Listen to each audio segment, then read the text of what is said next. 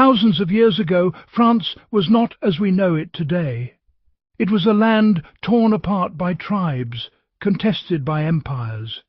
From the Celts and Gauls to the Greeks and Carthaginians, and even the Romans under Julius Caesar, every great power left its mark here. Today we will return to a time when France was called Gaul, after the Celtic tribes that inhabited the region. During the first millennium BC, various Mediterranean peoples established settlements in France.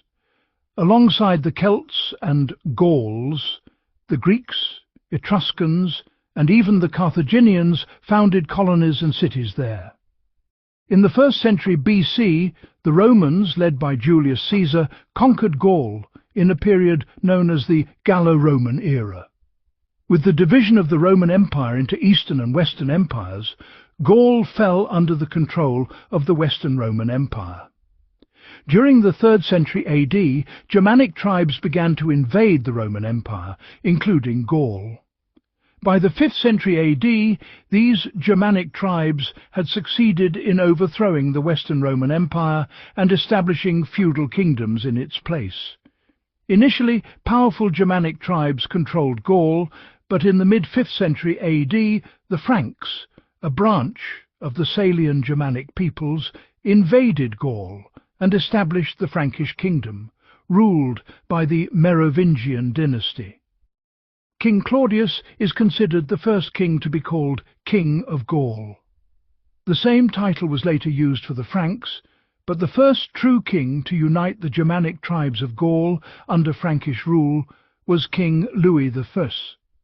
From that time on, the country became known as France. The Merovingian dynasty ruled France until the 8th century AD.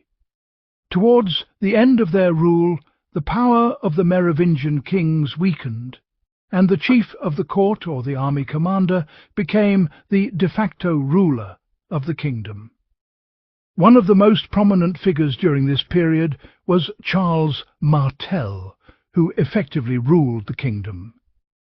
Charles Martel, known to Muslims as Kala, is famous for halting the Muslim conquests in France after defeating the Umayyad governor of Al-Andalus, Abd al-Rahman al-Ghafiqi, at the Battle of Tours, or Battle of Poitiers. After King Charles Martel, his son Pepin the Short succeeded him as regent. Pepin the Short exploited the weakness of the Merovingian kings and overthrew their last monarch, Childeric III, declaring himself king of the Franks and founding a new dynasty, the Carolingian dynasty. Charlemagne, Pepin the Short's son, was one of the greatest kings of the Carolingian dynasty. Charlemagne allied himself with the Pope of the Roman Catholic Church and helped him defeat his enemies. In return, Pope Leo III crowned Charlemagne Emperor of Western Europe in 800 AD. Thus, Charlemagne became the first Germanic king to be crowned Emperor of Western Europe. Charlemagne ruled an empire that included France, parts of northern Italy, eastern Spain, and western Germany. This empire was the beginning of the Germanic Empire, which would later be known in history as the Holy Roman Empire. Europe experienced a literary, artistic, and scientific renaissance under Charlemagne, known as the Carolingian Renaissance. However, this renaissance quickly collapsed after Charlemagne's death, and his empire lost most of its territory outside of France. France was divided into numerous fiefdoms called counties, each ruled by a governor called a count. The number of counties in France exceeded 300. Due to the erosion of the king's power and internal conflicts among the counts, the counties were vulnerable to Viking raids, which reached as far as Paris. However, the cantons of Paris successfully repelled the Viking attacks, demonstrating their growing strength and prestige. This enabled King Paris Odo to overthrow the Carolingian dynasty and be crowned King of France in the 10th century AD, founding a new ruling dynasty, the Capetians.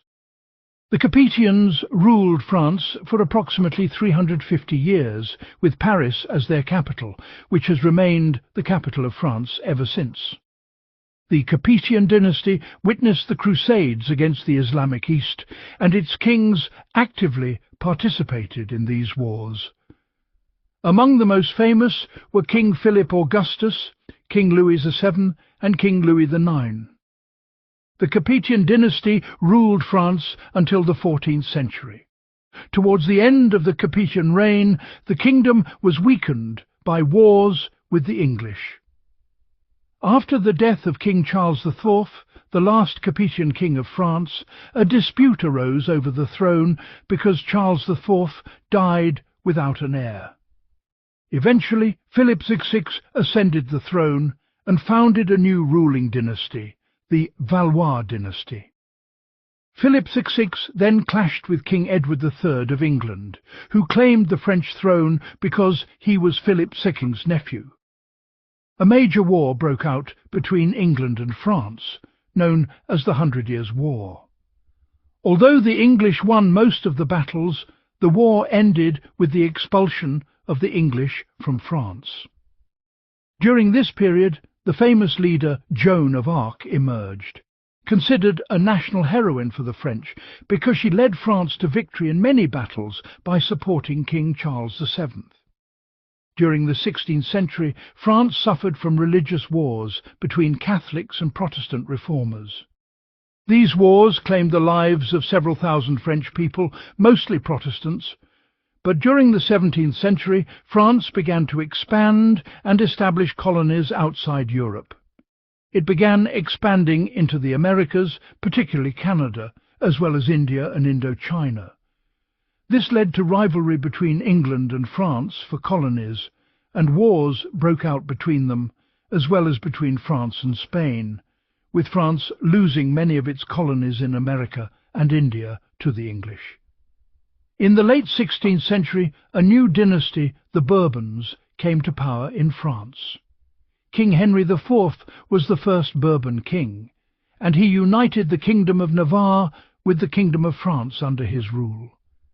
During the 17th century, the vestiges of the Middle Ages began to fade, and France entered an era of scientific, political and intellectual renaissance, known as the Age of Enlightenment. During this period, the French monarchs became the most powerful force in Europe, and France became a strong, cohesive and unified nation. Louis XIV was one of the greatest French kings of this era, ruling for over 70 years and leaving behind numerous victories and triumphs, as well as a renaissance in France. The death of Louis XIV marked the end of the glorious century for France and the beginning of the 18th century.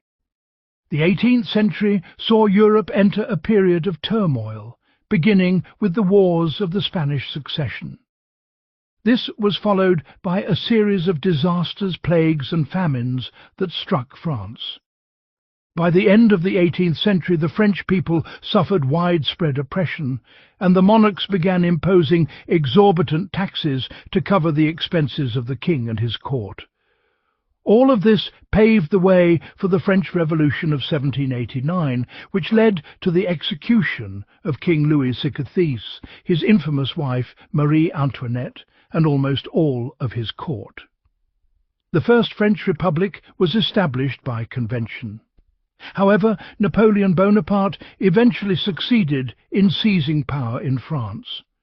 He was so powerful that he conquered most of Europe, defeating all the other major European powers of the time, and established a vast French empire.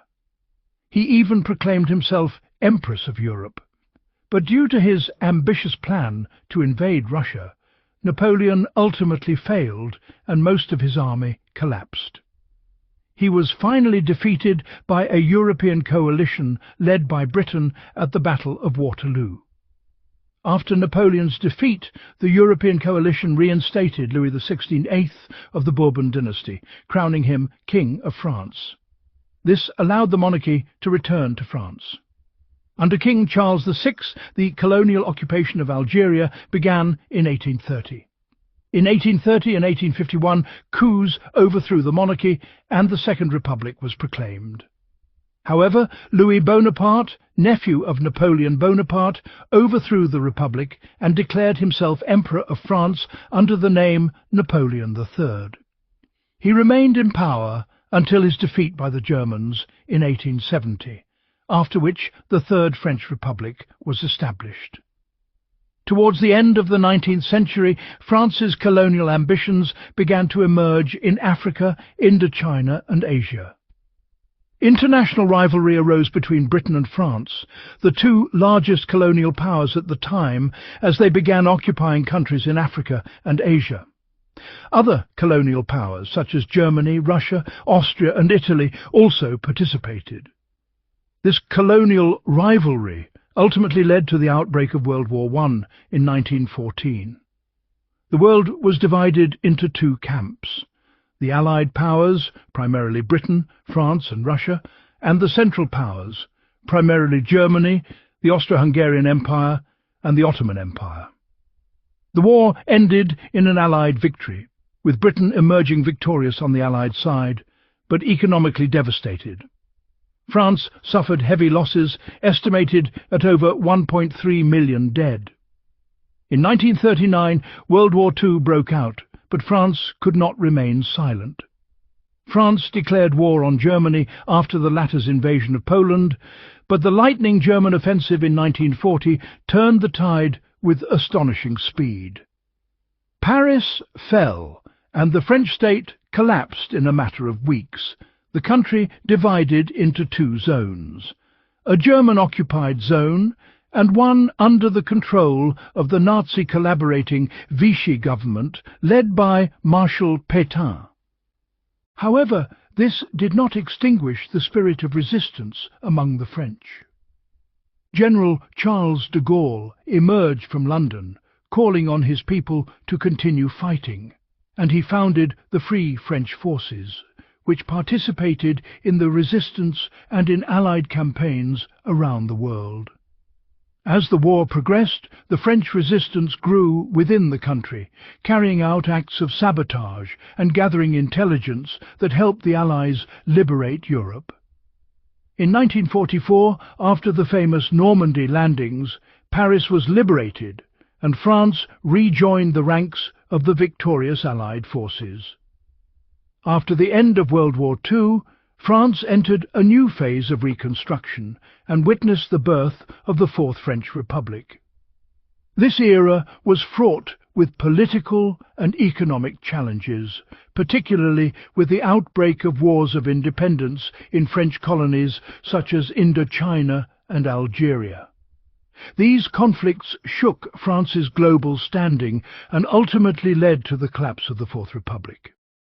In 1958, Charles de Gaulle returned to power, establishing the Fifth Republic.